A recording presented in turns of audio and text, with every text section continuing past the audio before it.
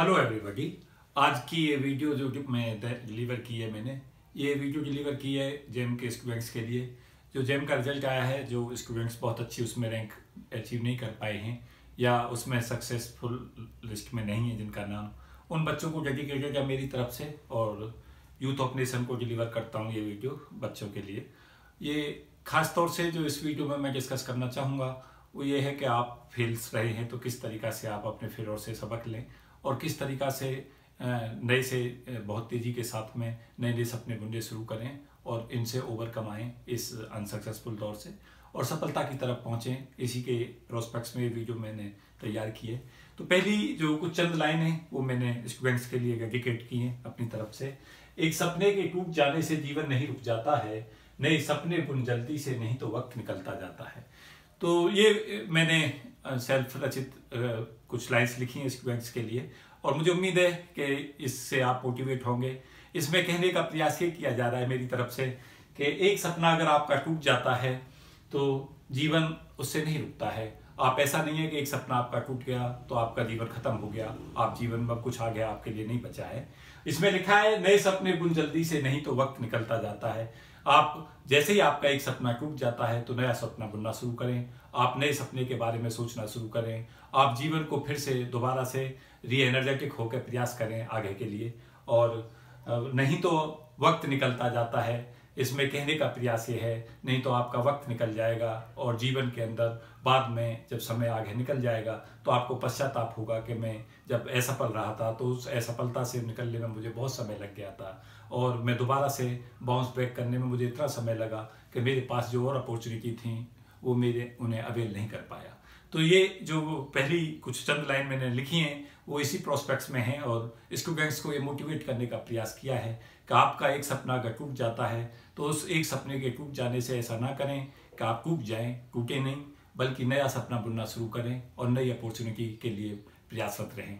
तो आप क्योंकि आज की कंपटीशंस के राह में स्टूडेंट्स जब फेल होता है तो उसके दिमाग में तरह तरीक़ा के विचार आने शुरू हो जाते हैं, उसके अंदर नेगेटिविटी डेवलप हो जाती है, उसके दिमाग में बहुत कुछ चलता रहता है। वो सोचता है कि मैं इन कंपटीशंस के लायक नहीं था, मैं जीवन में कुछ नहीं कर पाऊँगा, ऐसे ख्यालात मन में आने लगते हैं और जो उसके पास आगे की अपॉर्चुनिटी हैं उनको भी वो अवेल नहीं कर पाता। तो ये वीडियो मैंने इसी प्रोस्पेक्ट्स में तैयार किया है। स्टूडेंट से मेरा ये कहना है कि आप अपने ऊपर कॉन्फिडेंस रखें, आप अपनी प्लानिंग के बारे में कॉन्फिडेंट रखें। अगर आपकी प्लानिंग में कहीं कमी है तो उसको फिर से एनालिसिस करें प्लानिंग का और दोबारा से एक अच्छी प्लानिंग बनाएं। साथ साथ मैं ये भी कहना चाहूँगा, मैंने कहा है कि परिंदे रुक मत, तुझ में जान बाकी है, मंजिलें दूर हैं बहुत उड़ान बाकी है। तो आप रुके मत, आप ऐसा ना सोचें कि आपको एक नाकामयाबी मिली है और आप रुक जाएं, बिल्कुल ना रुकें। तुझ में जान बाकी है, बहुत सारी ताकत अभी हमारे पास बची हुई है, अभी हम बहुत कुछ करने में समर्थ हैं। मंजिलें दूर हैं बहुत उड़ान बाकी है। मंजिलें जब आदमी जीवन के अंदर ऊंचाइयों की तरफ प्रयासरत होता है तो मंजिलों में रुकावटें आती हैं, मंजिलों में ऑब्स्ट्रक्शंस आते हैं। जीवन की जितनी भी बड़े सक्सेसफुल लोग होते हैं वो बहुत सारे फेलियर्स देख के जाते हैं, उनके सामने बहुत सारे चैलेंजेस होते हैं, उन चैलेंजों को वो ओवरकम करते हैं। उनके सामने जीवन में बहुत सारे पल ऐसे आते हैं जब उनको लग रहा होता है कि हम जीवन में कुछ नहीं कर पाएंगे, लेकिन उनकी बाउंस बैक कैपेसिटी के आप जिस समय पे सफल नहीं रहे हैं उनके अंदर जो एनर्जी क्रिएट होती है उस नेगेटिव एनर्जी को वो पॉजिटिव में क्रिएट कर देते हैं और वो झुकने का नाम नहीं लेते। उनके अंदर बाउंस बैक जो कैपेबिलिटी है वो बहुत ज़्यादा होती है। तो आप जब असफल रहते हैं तो आपके लिए सबसे महत्वपूर्ण ये हो जाता है कि आप बाउंस बैक कैसे करते हैं, आप उस दौर से कैसे निकलते हैं जब आप असफल रहे हैं और आगे के लिए जो बाकी कंपटीशंस आपको देने हैं उनके लिए आप पॉजिटिव एनर्जी के साथ में कैसे प्रयासरत होते हैं। तो आप देखेंगे मैं मोटिवेशनल वीडियो में भी ऑलरेडी डिस्कस कर चुका हूँ कि जितने भी ग्रेट साइंटिस्ट हैं उन्होंने बहुत सारी असफलताओं का सामना किया, उन्होंने बहुत सारे जीवन के अंदर उतार चढ़ाव देखे और उसके बाद में सफलताएं पाई। आपको पता चलेगा कि अगर आपने अब्राहम लिंकन को पढ़ा, आपने कैकुले को पढ़ा, आपने किसी समय पे डायनेमाइट के आविष्कारक अल्फ्रेड नोबेल को पढ़ा, आपको पता चलेगा वोल्टा कैसे दिन रात मेहनत करते थे और एक प्लान जब वो किसी समय पर उनकी पूरी नहीं होती थी तो फिर आगे की जो प्लानिंग है उस पर काम करते थे। तो आपको पता चलेगा कि जितने भी सक्सेसफुल इंसान हैं उनकी लाइफ जो है बहुत ग्रेट, बहुत सारे फेलियर से गुजरती है। तो आप अकेले ऐसे नहीं हैं कि आप ऐसा नहीं हो सकता आपकी लाइफ में कि आप गए और तुरंत से आप सफल हो गए। तो सफलता के लिए आपके पास बहुत सारे बैरियर और बहुत सारे बैरियर ऑब्स्ट्रक्शंस आते हैं लाइफ के अंदर। आपको उन बैरियर और पेनिट्रेशंस को, उन बैरियरों के पेनिट्रेशन को पार करना होगा, तभी आप लाइफ में सफल होंगे।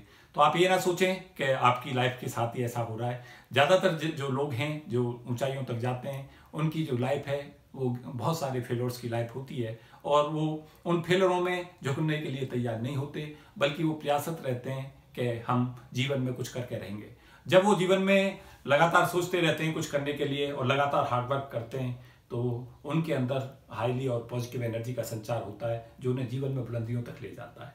तो मैं कहना चाहूँगा कि अगर आप सक्सेसफुल लोगों को, जिन लोगों की लाइफें सक्सेसफुल दिखती हैं, उन लोगों ने भी बहुत सारे फेलियर्स देखे हैं। बहुत सारे स्टूडेंट्स ऐसे हैं जीवन के अंदर जो छोटी क्लासों में फेल हो जाते हैं और IAS जैसी प्रतिष्ठित परीक्षा में जाके टॉप करते हैं।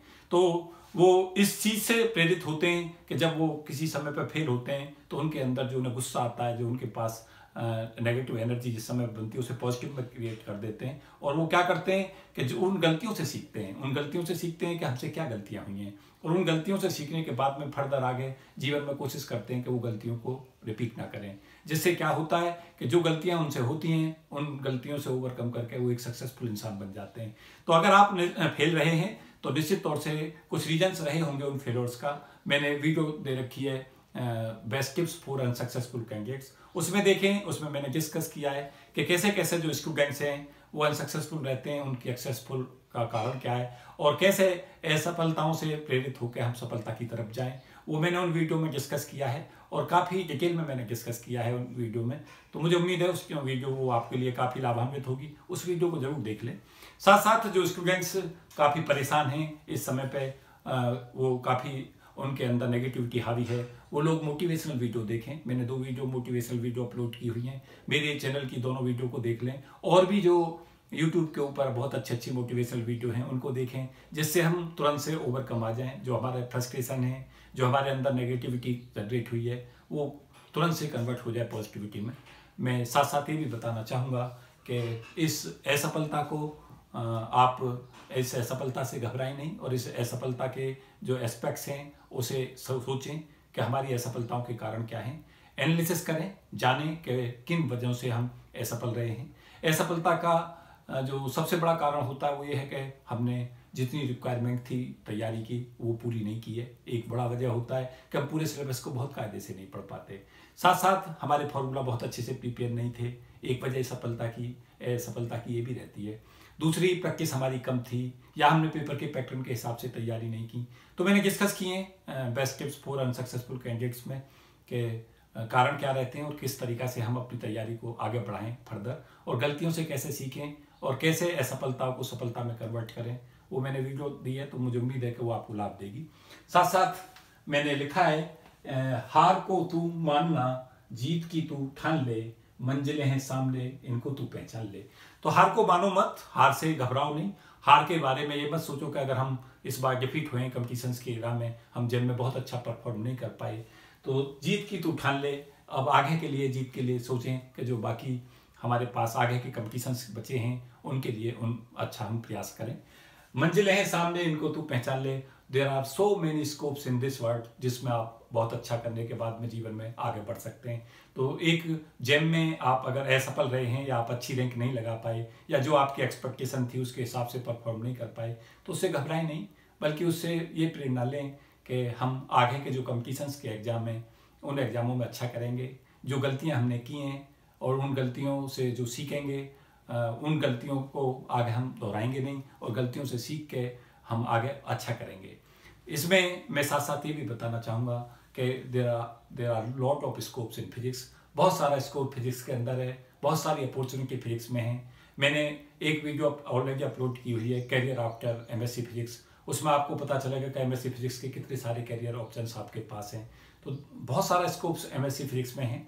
साथ साथ मैंने ग्रेजुएशन पर भी वीडियो डाल रखी है कि कैरियर आफ्टर ग्रेजुएशन क्या क्या है। तो आपके पास सो मैनी अपॉर्चुनिटीज़ हैं साथ साथ मैं ये भी बताना चाहूँगा कि आप अगर MSc IIT से नहीं कर पाते हैं तो और भी बहुत सारे इंस्टीट्यूट ऐसे हैं जो इक्विवेलेंट बहुत अच्छे हैं जिनमें आप आगे प्रयास करें। जैसे एक हमारा इंस्टीट्यूट है BHU बनारस का, और वाराणसी में जो BHU है वो भी एक अच्छी अपॉर्चुनिटी है, आप MSc वहाँ से कर सकते हैं।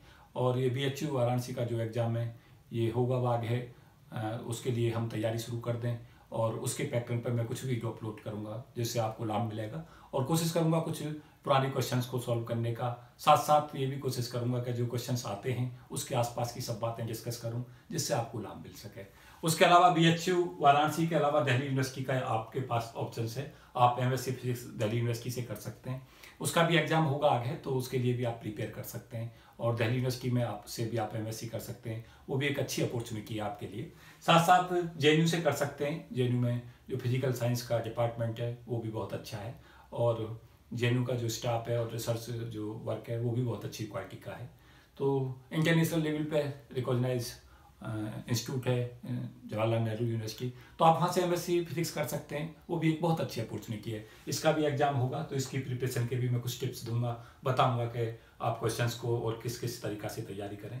तो इन एग्जामों पर मैं बताऊंगा। सेंट्रल यूनिवर्सिटीज़ में अपॉर्चुनिटीज़ हैं, सेंट्रल यूनिवर्सिटी खुली हुई हैं देश के अंदर, वहाँ से आप MSc फिजिक्स कर सकते हैं, वो भी एक बहुत अच्छी अपॉर्चुनिटी है। और उसके चलते आप जो अच्छी रैंक अगर आप ले आते हैं सेंट्रल यूनिवर्सिटी एग्जाम के लिए तो आपको और अपॉर्चुनिटी मिल जाएंगी अच्छी अच्छी यूनिवर्सिटीज़ में MSc फिजिक्स करने के लिए। वहाँ पे भी आज की डेट में बहुत अच्छी अच्छी फैसिलिटी और अच्छी फैकल्टीज मौजूद हैं, तो आपको वहाँ से आप MSc करने में भी आपके करियर आगे ऊंचाइयों तक ले जाया जा सकता है। साथ साथ स्टेट यूनिवर्सिटीज़ हैं, आप MSc स्टेट यूनिवर्सिटी से कर सकते हो। कुछ स्टेट यूनिवर्सिटीज़ हैं इंडिया में जो इक्विवेलेंट गुड हैं और बहुत अच्छा वहाँ पे इंफ्रास्ट्रक्चर है, बहुत अच्छी फैसिलिटी है, बहुत अच्छी फैकल्टीज़ हैं, तो आप स्टेट यूनिवर्सिटियों से भी MSc कर सकते हो। तो बहुत सारा स्कोप हमारे पास बचा हुआ है, तो इसलिए हम घबराएं नहीं इस बात के लिए कि भाई हम अगर IIT JEM में बहुत अच्छा नहीं कर पाए तो हमारे लिए आगे के सब रास्ते ब्लॉक हो गए। तो हमारे पास बहुत अपॉर्चुनिटी अभी हैं बाकी, जिनमें अगर हम मेहनत करें और अभी से तैयारी में लग जाएं तो उनमें हम बहुत अच्छा परफॉर्म करके अच्छी जगह से MSc फिजिक्स कर सकते हैं और फिर उसके बाद में करियर को आगे बढ़ा सकते हैं।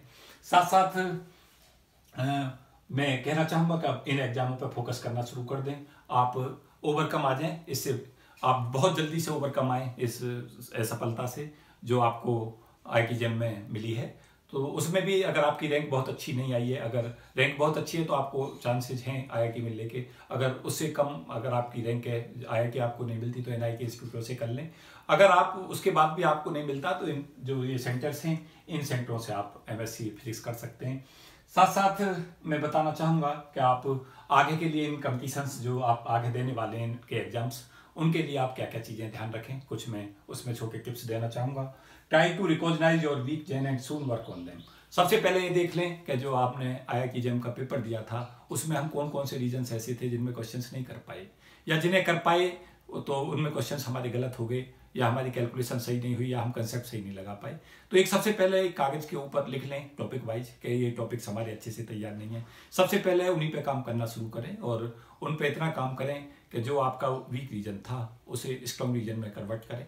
मैं साथ साथ मेरी हेल्प ले लें, जहाँ जहाँ आपको लगता है कि सर यहाँ हमें टॉपिक्स में प्रॉब्लम है तो मुझे बताएं, आप कमेंट बॉक्स में कमेंट करें, मैं उन पर वीडियो अपलोड कर दूंगा, तो आपको निश्चित तौर से वहाँ से बेनिफिट मिलेगा। साथ साथ understand exam pattern well, focus important topics and read whole syllabus. तो सबसे पहले पेपर्स को देख लें, पीछे जो पेपर्स हैं उस पेपरों को देख लें कि भाई एग्जाम में कहाँ से टॉपिक से क्वेश्चंस आ रहा है, तो इंपॉर्टेंट टॉपिक्स को खास तौर से फोकस करें। और क्योंकि कम्पिटिशन्स की दुनिया में क्वेश्चंस कहीं से भी पूछा जाता है, तो इम्पोर्टेंट जो टॉपिक्स हैं उनको ज़्यादा फोकस करें, बाकी पूरे कोर्स को रिवाइज करें। आप कोई भी टॉपिक ऐसा ना करके जाएं कि जो आप छोड़ के जाएं, जिसके चलते ये होगा कि जो आपके इंपॉर्टेंट टॉपिक्स हैं वो आपने अच्छे से तैयार किए हैं तो उन्हें आप अच्छे से सॉल्व कर पाएंगे, और अगर पूरा सिलेबस आपने पढ़ा है तो बाकी की भी पोर्शनों से जब क्वेश्चंस आएगा तो हम उन्हें भी अटेम्प्ट कर पाएंगे। तो इस तरीका से तैयारी पैटर्न को समझें, सिलेबस को सामने रखें और ये कोशिश करें कि सिलेबस का कोई भी पॉइंट हमारा छूटे नहीं, जिससे हमारा एक कॉन्फिडेंस भी बढ़ेगा और जो जहाँ से भी क्वेश्चंस आएगा फिर हम आसानी से उससे ऑप्ट भी कर पाएंगे। तो इस चीज़ को ध्यान रखें। Make a good plan, strictly follow time table. एक अच्छी सी प्लान बना लें, पहले से ही तैयारी का आप तय कर लें कि भाई ये हम इतनी सारी बुक हमें तैयार करनी है। उसके लिए फिर ये सोचें कि पहले हमें कौन सी बुक तैयार करनी है, पहली बुक जब हम ये प्रिपेयर कर लेंगे तो उससे अगली वाली बुक हमें कौन सी तैयार करनी है। तो एक पूरा का पूरा शेड्यूल तैयार कर लें। आप पहले एक अच्छी सी बैठ के प्लान करें, प्लान बनाने के बाद में उस प्लान को स्ट्रिक्टली फॉलो करें कि भाई ये हमें इस पैटर्न से हमें तैयारी करनी है। और प्लान जो हो वो बहुत प्रॉपर हो, और उस प्लान में जो, क्योंकि सक्सेस का जो सबसे बड़ा मंत्र है वो आपकी प्लान ही है कि अगर आपने अच्छे से प्लान किया है, उस प्लान के ऊपर आपने काम किया है, तो आप निश्चित तौर से सफल होने वाले हो।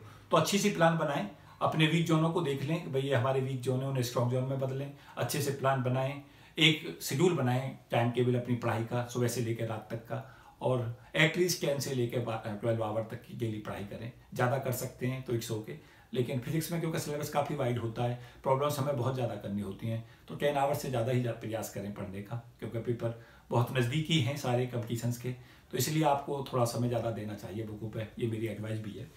मैं कहूँगा कि revise the formula daily, do practice of questions as much as possible. फॉर्मूलों की कॉपियाँ लगातार बनाते रहें। आप जो भी पढ़ें उसे एक नोट्स के तौर पे आप लिख के रखें, क्योंकि बाद में क्या होता है जब समय पेपर का कम रह जाता है तो हम पूरी बुकों को नहीं पढ़ सकते।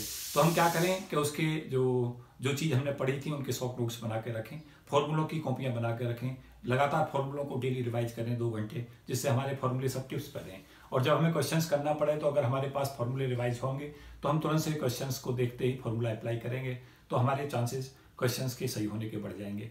तो क्या करते हैं स्टूडेंट्स, जनरली फॉर्मूलों का रिवीजन पेपर के बिल्कुल लास्ट उस पर करते हैं, फिर वो सही से तैयार नहीं हो पाते और वो फॉर्मूलों में ओवरलैपिंग हो जाती है और कई बार सिलेक्शन से बाहर हो जाते हैं। तो फॉर्मूले डेली से डेली आप रिवाइज करें, कम से कम 2 से लेकर 3 घंटे डेली फॉर्मूलों के लिए दें। सुबह उठते ही फॉर्मूले रिवाइज कर सकते हैं, और जब सोने से पहले जाएं तो कोशिश करें कि जो आपने दिन में पढ़ा है उसके फॉर्मूले आप पूरा का पूरा रिवाइज कर लें। तो फॉर्मूला रिवीजन की है सक्सेस की, क्वेश्चंस की प्रैक्टिस की है। आप पीछे के पेपर्स को देख लें, जो भी कंपटीशंस का जिसका भी पेपर देने जा रहे हैं उसके पेपर्स को देख लें, उसके बाद उन पेपरों को सॉल्व कर जाएं, क्योंकि कुछ क्वेश्चंस या तो उनमें से रिपीट हो जाते हैं या उनके पैटर्न पर रिपीट होते हैं, तो उससे आपको निश्चित तौर से लाभ मिलेगा। मैं साथ साथ कहना चाहूँगा कि I am always with you, take my help if needed. मैं तुम्हारे सदा साथ हूँ। मैं साथ साथ ये भी कहना चाहूँगा कि जहाँ भी आपको लगता है कि सर की हमें हेल्प की ज़रूरत है किसी भी पर्टिकुलर टॉपिक के ऊपर, तो मैं वीडियो अपलोड कर दूँगा। और साथ साथ मैं ये भी कहना चाहूँगा कि जो आपका पूरा का पूरा पेपर है उसका पूरा का पूरा अध्ययन करने के बाद में आप बताएं कि सर ये टॉपिक्स हमारे इस तरीक़ा के हैं जिन पर हमें प्रॉब्लम्स है, जो भी ये कंपटीशंस हैं, तो मैं उनके ऊपर कुछ वीडियो अपलोड कर दूंगा। तो मुझे उम्मीद है कि वो निश्चित तौर से आपको लाभ पहुंचाएंगे। तो मैं सदा आपके साथ हूँ, इस खराब समय में भी साथ हूँ जब आप असफल रहे हैं। तो याद रखें कि असफलताएँ कोई ऐसा नहीं है कि किसी को ऐसा इंसान कोई होगा जो नहीं देखता है, तो ज़्यादातर सभी लोग असफल रहते हैं लाइफ के किसी ना किसी पार्ट में। तो आप इससे ना घबराएं और आगे के लिए प्रयासरत हो जाएं, क्योंकि अपॉर्चुनिटी आपके लिए फिर से नॉक कर रही है। मैं साथ साथ लास्ट में कहना चाहूँगा कि ये मैंने कुछ चंद लाइनें ली हैं। कई जीत बाकी हैं, कई हार बाकी हैं, कई जीत बाकी हैं, कई हार बाकी हैं, अभी तो जिंदगी का सार बाकी है। कई हार बाकी हैं, कई जीत बाकी हैं, अभी तो जिंदगी का सार बाकी है। यहाँ से चले हैं नई मंजिल के लिए, ये एक पन्ना था अभी तो किताब बाकी है। तो ये लाइनें कहना चाहती हैं कि ज़िंदगी में जब हम चलते हैं तो कई बार हम हारते हैं, कई बार हम जीतते हैं। जिंदगी का सार बाकी है, लेकिन उन हार जीतों से जीवन का निचोड़ नहीं निकलता कि आप एक बार हार गए तो उससे आप सफल हो गए, या आप एक बार जीत गए तो उससे आप सफल हो गए। आप सफलता और सफलताओं के बीच में झूमते रहेंगे, लेकिन सार आपका तब निकलेगा जब आप हार के बाद भी कॉन्फिडेंस रखें कि हम जीतेंगे। तो सार लाइफ का यही है कि आप लगातार प्रयासरत रहें। एक हार से जीवन खत्म नहीं हो जाता और एक जीत से जीवन कामयाब नहीं हो जाता, ये सदा दिमाग में रखें। यहाँ से चले हैं नई मंजिल के लिए, हम जीवन में जहाँ भी खड़े होते हैं उससे के लिए नई नई मंजिलों के लिए हम चलते रहते हैं। ये एक पन्ना था अभी तो किताब बाकी है। तो जिंदगी में जब हम हार जाएं, कहीं पे असफल रहें, तो ये सोच लें कि जीवन का एक पन्ना था और अभी हमें सफलता के नए नए द्वार खुल रहे हैं और एक सक्सेसफुल जीवन बनाना है जिसके ऊपर एक पूरी किताब भी लिखी जा सके। तो आप जीवन के अंदर ये ना सोचें कि आप अगर हार जाते हैं या असफल रहते हैं तो आपके लिए जीवन खत्म हो जाता है, बल्कि जितने भी सक्सेसफुल इंसान हैं जिनके अचीवमेंट बड़े हैं, उनके जीवन के अंदर वो इसलिए सफल रहे क्योंकि जब वो उन्हें हार मिली या असफल रहे तो उन्होंने जीवन में अपना रास्ता नहीं बदला, बल्कि उन्होंने आगे और ज़्यादा मेहनत से और ज़्यादा प्लानिंग के साथ और ज़्यादा हार्ड वर्क के साथ में जीवन में सफलताएं पाई। और यही मेरा संदेश है इस वीडियो के माध्यम से कि आप घबराएं नहीं, आपके पास बहुत सारी अपॉर्चुनिटी नॉक कर रही हैं, उन अपॉर्चुनिटी पर प्रयास करें तो आप निश्चित तौर से सफल होने वाले हो आगे के कॉम्पिटिशन्स के एग्जाम में। और तेज़ी के साथ में इससे ओवरकम आएँ असफलता से, और असफलता को ऐसे ना लें कि अब जीवन में आप सफल नहीं होने वाले हैं, बल्कि ये लें कि असफलता से हमने सीखा क्या। तो असफलता से जो बच्चे सीख जाएंगे कि ये हमारी असफलता के कारण है, इस वजह से हम असफल रहे हैं, उन कमियों को दूर कर लेंगे तो जीवन में आगे सफल होने वाले हैं और जो ये प्रतिष्ठित एग्जाम आगे आप देने वाले हैं उनमें सफल होने वाले हो। तो ये मेरी शुभकामनाएं आपके लिए। मुझे उम्मीद है कि ये वीडियो आपको मोटिवेट करेगा, आपकी लाइफ के अंदर पॉजिटिव एनर्जी का संचार करेगा, आप जीवन में आगे मेहनत के लिए अपने आप को तैयार करेंगे और जीवन में कभी भी ऐसा हौसला रखेंगे कि जो भी जीवन के अंदर हार और जो हमारे कॉम्पिटिशन्स में सफलताएं मिलें उनमें हम रुकेंगे नहीं, हम बल्कि आगे के लिए प्लानिंग रखेंगे। एक सपना अगर हमारा टूटेगा तो एक अच्छा नया सपना बुनेंगे और जीवन में एक बहुत कामयाब इंसान बनेंगे। इसी शुभकामनाओं के साथ मैं अपनी बात को विराम देता हूँ। Thank you and best wishes. ये सभी वीडियो मेरी तरफ से गाँव के बच्चों को समर्पित हैं, खास तौर से उन बच्चों के लिए जो गाइडेंस के अभाव में जीते हैं, जिनके पास मार्गदर्शन नहीं होता, जिन्हें कोई मोटिवेट करने वाला नहीं होता, उन्हीं बच्चों को मैं वीडियो सब समर्पित करता हूँ। तो अपनी बात को विराम देते हुए best wishes and thank you so much.